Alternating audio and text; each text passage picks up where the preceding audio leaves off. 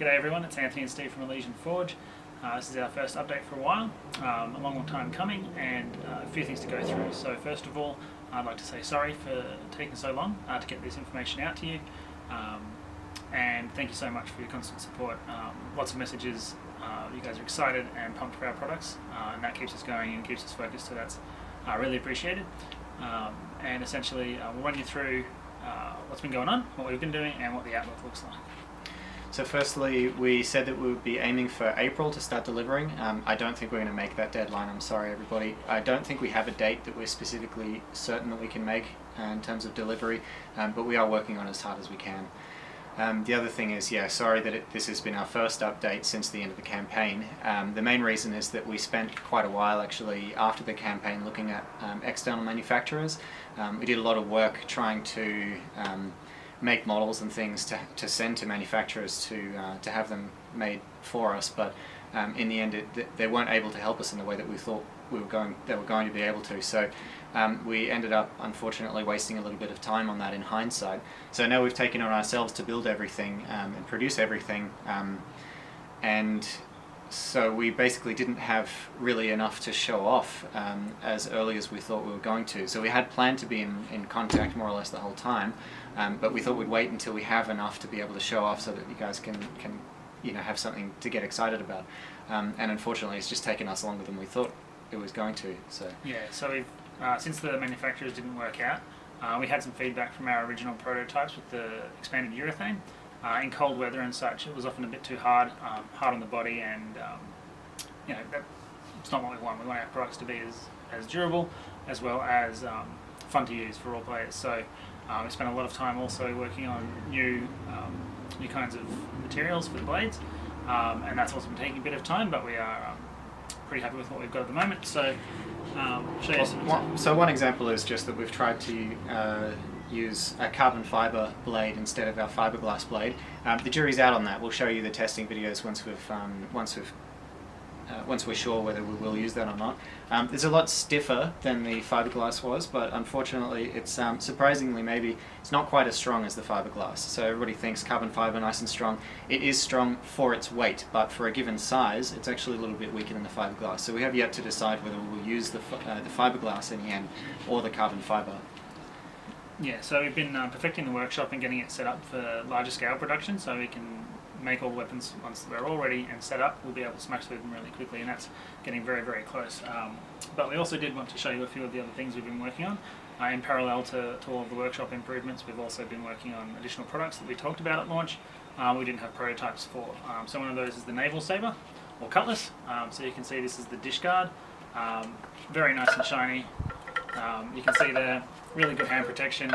This is quite robust, so this will actually be an effective guard and be excellent to actually use, especially if you don't like wearing gloves and don't want your hands beat up either. One of the benefits of the blade foam we've actually gone to, which is basically carved EVA foam as opposed to the urethane, is actually that we'll be able to adjust the shapes much more quickly on the fly.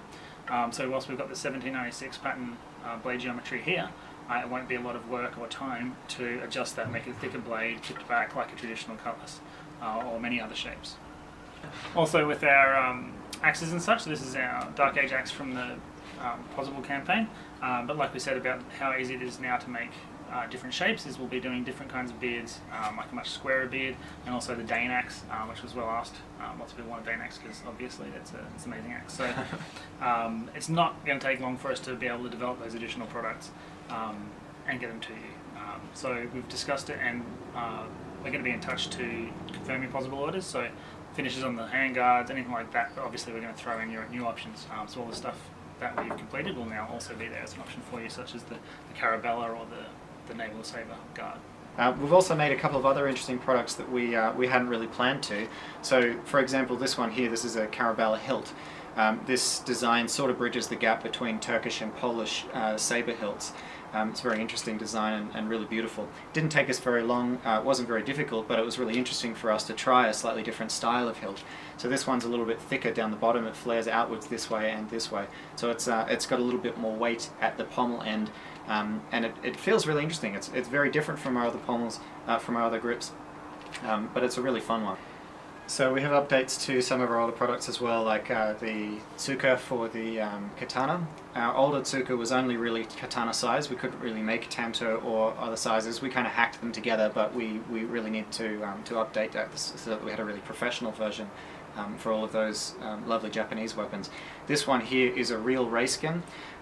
This is a lovely, fairly rare Japanese ray skin with these large scales all the way down its length.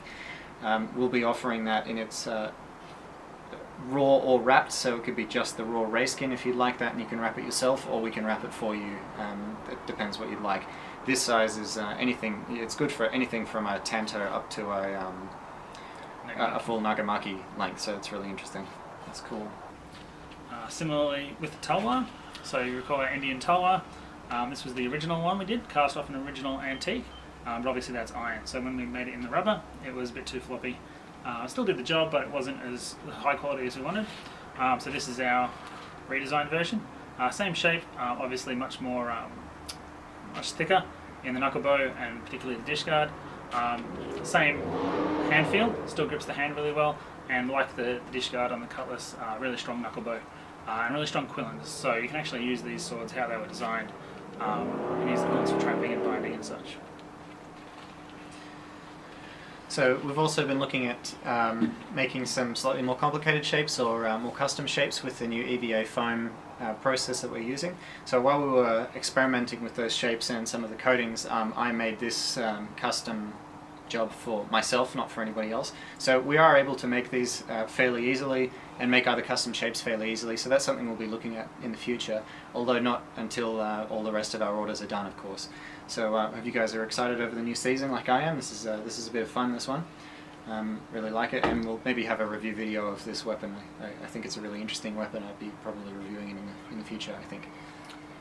One of the other ones from our possible campaign was the Gav Patton throwing daggers.